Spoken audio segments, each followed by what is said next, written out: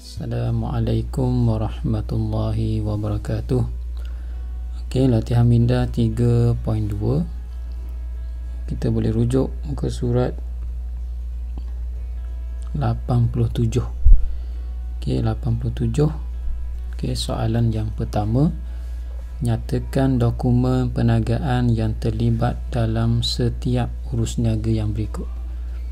Okey, kita akan lihat apakah dokumen yang digunakan. Okey, so urus niaga yang pertama, A, beli barang niaga secara kredit. Okey, bila kita beli barang, so kita akan dapat dokumen invoice. Okey, namanya invoice. Okey, invoice.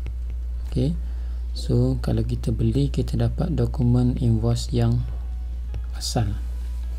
Okey, dokumen invoice yang asal. Okey, kemudian yang kedua, membeli aset bukan semasa secara kredit. Okey, walaupun bukan beli barang, tapi kita beli aset bukan semasa seperti kenderaan, perabot. Okey, tetap digunakan invoice. Okey, invoice. Okey, oleh kerana beli, so kita dapat dokumen yang asal. Okey, maksudnya ada dua salinan, ada dokumen asal, ada invoice asal, ada invoice salinan. Yang asal kita serah kepada siapa yang beli. Okey, yang salinan, siapa yang jual tu dia akan pegang yang salinan. Okey, seterusnya membeli barang niaga dengan tunai. Okey, so urus niaga secara tunai ataupun bank, kita akan pakai bil tunai.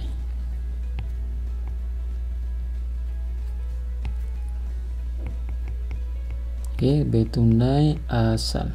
Okey, sebab beli. Kalau jual, salinan. Membeli barang niaga dengan cek. Okey, juga bil tunai. Okey, urus niaga tunai dengan cek, kita akan pakai bil tunai. Okey, kalau kita jual, bil tunai salinan. Okey, yang kita pegang bil tunai salinan, yang asal kita serah kepada yang beli. Okey, kemudian menjual barang niaga secara kredit. Okey, kalau secara hutang, invoice tapi salinan. Okey, jual barang secara kredit. Okey, kita pula menjual. Bila kita jual, yang salinan kita pegang, yang asal kita serah kepada pembeli. Okey, pelanggan. Menjual aset bukan semasa secara kredit. Okey, juga kita gunakan invoice. Okey, salinan. Alright. Okay, seterusnya yang urus niaga seterusnya adalah terima komisen jualan secara tunai. Okay, kita dapat komisen daripada pembekal, so kita dapat dalam bentuk duit lah, tapi dokumen yang diserahkan ialah resit. Okay, resit. Okay, dipanggil resit rasmi ya, tapi dalam buku teks yang baru dipakai resit. Okay, resit saja. Okay, resit. Okay, so yang keluarkan resit ni adalah kita sendirilah. Okay, sebab kita terima duit, so kita terima duit. Okay, so kita serah resit kepada, okay, resit yang asal diserah kepada pembekal, kemudian yang salinan kita pegang. Okay, so resit salinan. Okay, ataupun resit rasmi. Okay, okay, bayar bil elektrik dengan cek. Okey, boleh gunakan dua dokumen. Okey, sama ada voucher pembayaran ataupun keratan cek. Okey. Okey, voucher pembayaran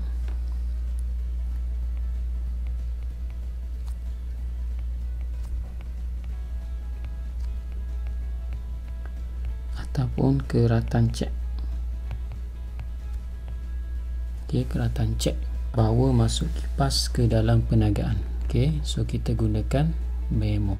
Apa-apa urus niaga melibatkan dalaman. Okey, so kita akan pakai memo.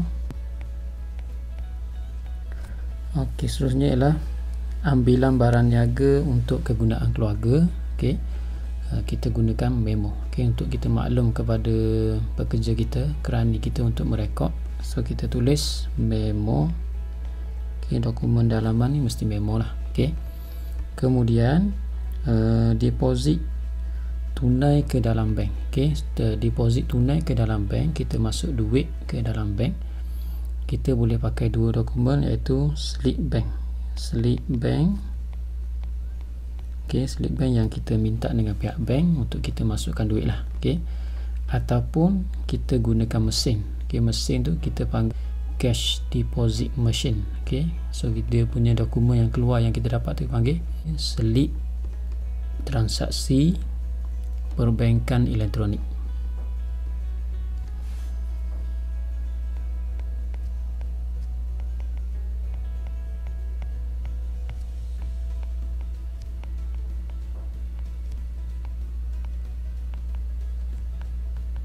Okey, dokumen dia itulah yang kecil tu kan. Okey, dia ada tunjuk berapa jumlah yang kita dah masukkan. Okey. Okey, yang last sekali, keluarkan tunai dari bank untuk kegunaan kedai. Okey, kita ambil duit daripada bank. So cara nak keluarkan melalui keratan cek. Okey, keratan cek maksudnya kita tulis berapa amount yang kita nak keluarkan. Okey, kita serah kepada pihak bank lah. Okey, sama di kaunter ataupun melalui mesin dia. So kita gunakan cek tu lah. Cek diserahkan kepada pihak bank ataupun mesin. So simpanan kita, dokumen kita adalah keratan cek. Okey.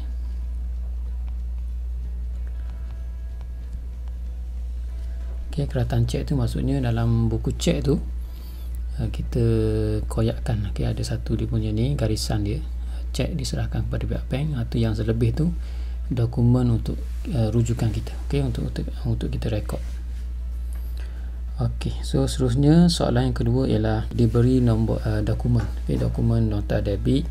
Okey, asal kedai telekomunikasi NEL kepada Amran Aziz. Okey, nota debit. Okey, menukar telefon bimbit yang berharga 800 kepada telefon bimbit yang berharga 880. Maksudnya terdapat tambahan RM80. Okey, kat sini lah. Okey, so dia punya ni soalan dia berdasarkan nota debit di atas. Okey, siapakah pihak yang menyediakan nota debit tersebut? Okey, kita nak tahu siapa yang sediakan, kita rujuk nama yang paling atas, iaitu kedai telekomunikasi NEL. Okey, ataupun telekomunikasi. Okey. Okey, so kita tulis namanya ialah kedai, kita ikut je lah. Okey, telekomunikasi NEL. Okey, ataupun telekomunikasi. Okey, mungkin salah ejaan. Okey, yang seterusnya, mengapakah nota debit ini dikeluarkan? Kenapa dikeluarkan? Okey, untuk memberitahu kepada pelanggan, okey, ataupun kepada Amran Aziz, okey, bahawa akaunnya telah bertambah ataupun berlaku kesilapan dalam invoice.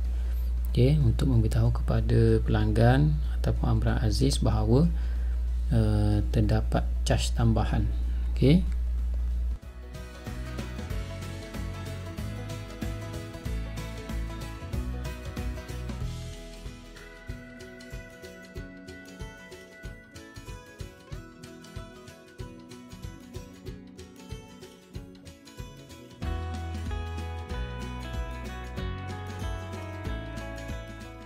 Okey, so hutang yang bertambah.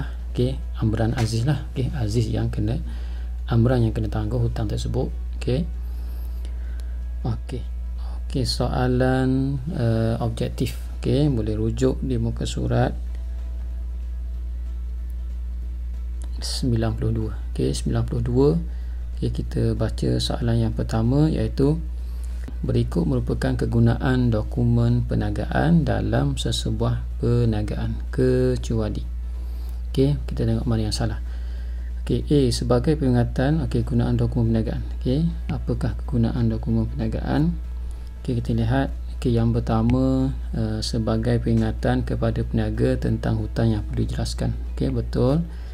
Sebagai bukti bertulis tentang berlakunya sesuatu urus niaga, betul.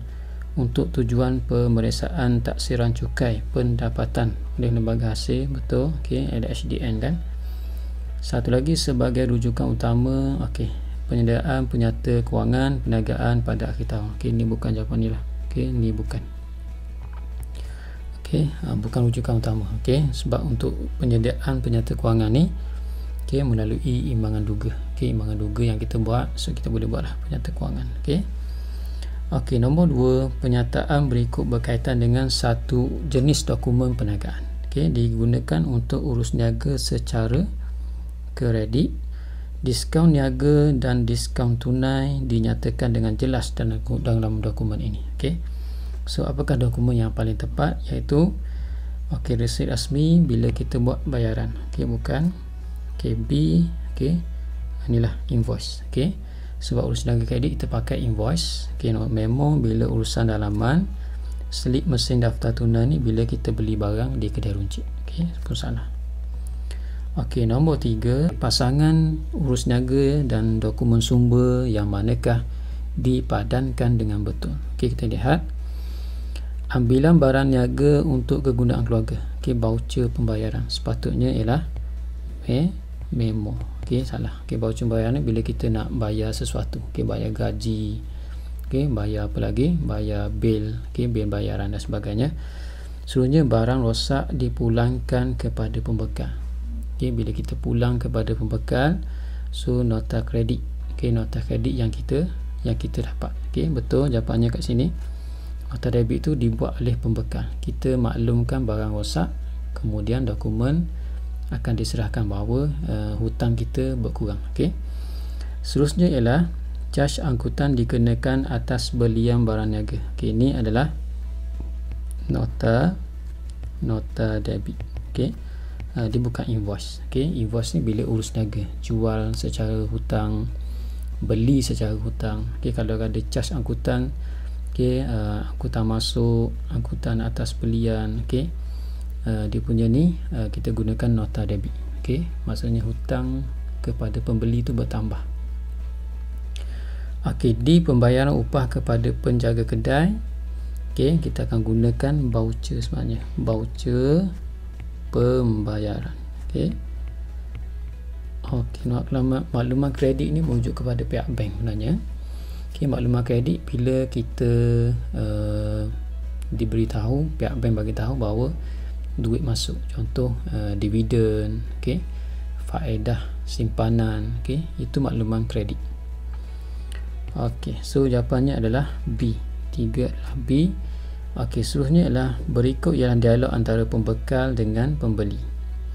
Sarudin, Encik Farhan, saya memulangkan 80 botol kosong minuman soya kepada awak. Farhan, okey, jawapannya baik. Encik Sarudin, setiap botol kosong dikembalikan akan diberikan potongan 50 sen daripada harga invoice. Okey. Maksudnya Farhan, Sarudin serahkan botol kosong kepada pembekal dia, itu Farhan. So Farhan mengurangkan caj 50 sen untuk setiap botol tu. Okey, maksudnya kuranglah hutang kita. Okey, hutang kita tu maksudnya Sarudin. Okey, apakah dokumen yang perlu dikeluarkan oleh Encik Farhan kepada Encik Sarudin? Kalau kita rujuk kita adalah Sarudin, so kita akan menerima satu dokumen iaitu nota kredit. Okey, nota kredit yang asal. Okey, nota kredit yang asal. Okey, sebab kita punya hutang berkurang. Okey, kalau kita hutang kita bertambah, dia akan keluarkan kat kita nota debit. Okey, kalau hutang kita bertambah, so kita akan dapat dokumen nota debit asal. Okey. Okey, seterusnya ialah nombor 5. Okey, syarat KNK-DK yang dinyatakan dalam invoice menunjukkan bahawa KNK ni kesilapan dan ketinggalan dikecualikan. Butiran boleh dibetulkan melalui nota debit atau nota kredit. Okey, so ni jawapan dia. Okey, so kalau dia punya ada ayat ni, maksudnya kita boleh betulkan kesilapan. Kadang-kadang tersalah hantar barang ataupun terkurang caj dan sebagainya. Okey. Okey, butiran boleh dibetulkan melalui makluman debit atau kredit ni merujuk pada pihak bank. Okey, tak ada kaitan. Penjual tidak bertanggungjawab terhadap sebarang keciciran dan kerosakan barang. Okey, ini tak ada kaitan. Pembeli hanya boleh menentukan tiang barang rosak dalam tempoh masa yang telah dipersetujui antara pembekal dengan pembeli. Okey, so jawapan yang tepat ialah A. Okey. Okey, nombor yang seterusnya ialah mengapakah penyata akaun dikeluarkan oleh pembekal kepada pembeli. Okey, penyata akaun berbeza dengan penyata bank. Penyata bank ni merujuk kepada baki duit dalam bank kita. Kalau penyata akaun ni lebih pembekal hantar kat kita, okay, nak tunjukkan bahawa berapa hutang kita, okay, berapa urus niaga yang berlaku. Okay. So yang pertama A, untuk menunjukkan baki tunai di bank ni merujuk kepada penyata bank. Okay. Untuk memberikan ringkasan urus niaga pembeli, urus niaga kepada pembeli. Okay, ini jawapan dia lah. Untuk menggalakkan pembeli membuat pembelian secara kredit, tak ada kaitan. Okey, untuk menggalakkan pembeli membuat pembelian secara tunai. Okey, ni tak ada kaitan lah. Okey, jawapannya adalah B. Okey. Okey, nombor yang seterusnya. Okey, nombor 7. Okey, soalan 7 dan 8 adalah berpandukan invoice di bawah. Okey. Invoice salinan. So Sharina Trading yang buat invoice ni, okey, diberikan kepada kedai Electric Lucy. Electric Lucy ni membeli striker jenama King, periuk nasi jenama Bagus. Okey. So dia punya itulah. Okey, dia punya urus niaga dia. So jumlah dia, diskaun niaga, okey, jumlah dia punya ni 1296. Okey, inilah KNK tadi kesilapan dan ketinggalan dikecualikan. Okey, penyataan nombor 7, penyataan yang manakah menerangkan urus niaga di atas. Okey. Okay, Sharina Trading menjual barangan elektrik kepada kedai Electric Lucy secara tunai. Okay, sepatutnya secara kredit. Kalau secara tunai dia akan pakai bil tunai. Okay, bil tunai. Okay, Sharina Trading menjual barangan elektrik kepada kedai Electric Lucy secara kredit. Okay, ini jawapan dia. Okay, kedai Electric Lucy menjual barang elektrik kepada Sharina. Kita balik. Kedai Electric Lucy, okey. So maksudnya kalau nama kita kat atas, so itulah pihak yang menjual, okey. So jawapannya 7 adalah B, okey. Nombor 8, okey. Ketika memeriksa senarai harga, didapati harga sebuah striker sebenarnya RM45. Okey, tapi tersilap rekod sebagai RM42 dalam invoice, okey. Maksudnya Sharina ni dia tersalah tulis, okey, ataupun sepatutnya RM45 tapi direkodkan sebagai RM42. Maksudnya terkurang cas kepada kedai Electric Lucy. So apakah dokumen yang digunakan untuk membetulkan kesilapan tersebut? Kalau kita kurang cas kepada pelanggan kita, so kita kena keluarkan nota debit. Okey, nota debit. Okey, nota debit. So jawapannya A, nota debit. Kalau Sharina ni terlebih cas, okey, maksudnya sepatut RM45 tapi kita cas kat dia RM48. Okey, so kita kena kurangkan RM3 tu, so kita gunakan nota kredit. Okey, nombor 9. Okey. Pada 14 Jun 2016, Nancy membeli barangan berharga RM5,600 secara kredit daripada kedai mesra. Syarat diskaun tunai ialah 10% 7 hari, 5% 14 hari. Pada 16 Jun, Nancy mengembalikan barangan berharga RM900 kerana salah jenama. Okay, soalannya, jika Nancy menjelaskan invoice 22 Jun 2016, berapakah amount yang perlu dibayar kepada kedai mesra? Okey, kita rujuk Nancy. Okey, Nancy dia beli barang RM5,600 tapi dia pulangkan barang berharga RM900. Okey, so RM5,600 tolak RM900. Okey, so kita dapat berapa? Okey, RM5,600 tolak RM900. Okey, RM4,700. Okey, inilah hutang kepada kedai mesra. tapi dia punya bayarannya adalah pada 22 Jun. Okey. So kita lihat punya tarikh dia. Okey, kita beli pada 14 Jun. Okey, 14 Jun. So kita bayar pada 22 Jun. Okey, kita kira 14 hingga 22. So kalau kita kira daripada 14, 15, 16, 17, 18, 19, 20, 21, 22. So kita dapat 9 hari. Kalau 7 hari sebelum, maksudnya 7 hari dan sebelum, kita dapat 10%.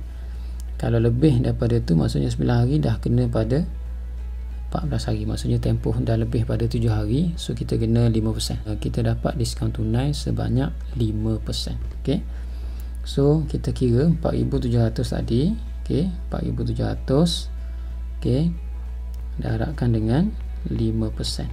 Okey. So kita punya diskaun 4,700 darab 5%, 235. Okey, ini diskaun tunai kita dapat. So berapa jumlah kena bayar? Okey, 4,700 tolakkan dengan 235. Okey, kita dapat 4465. Okey, 4465. Okey, inilah jawapan dia. Okey, so 9 jawapannya adalah B jawapan dia. Okey. Okey, nombor 10. Okey, apakah tujuan utama diskaun tunai diberikan kepada pelanggan? Okey. Ada dua jenis diskaun. Diskaun tunai dengan diskaun niaga. Diskaun niaga untuk galakkan beli secara pukal ataupun banyak. Kalau diskaun tunai nanti untuk memberikan pelanggan kita bayar cepat. Okey. So jawapannya menggalakkan bayar hutang secara segera. Okey, ini jawapan dia. Mendorong pelanggan membeli dalam kuantiti yang banyak ni merujuk kepada diskaun niaga. Mengelakkan pelanggan membuat pembelian secara kredit. Okey, tak ada kaitan. Menyediakan kemudahan pembayaran hutang yang fleksibel. Okey. So tak ada kaitan. Okey, 10 jawapannya adalah A. Okey, semoga latihan ni memberi pengukuhan untuk bab yang ketiga. Okey, iaitu dokumen perniagaan sebagai sumber maklumat. Okey, semoga bermanfaat.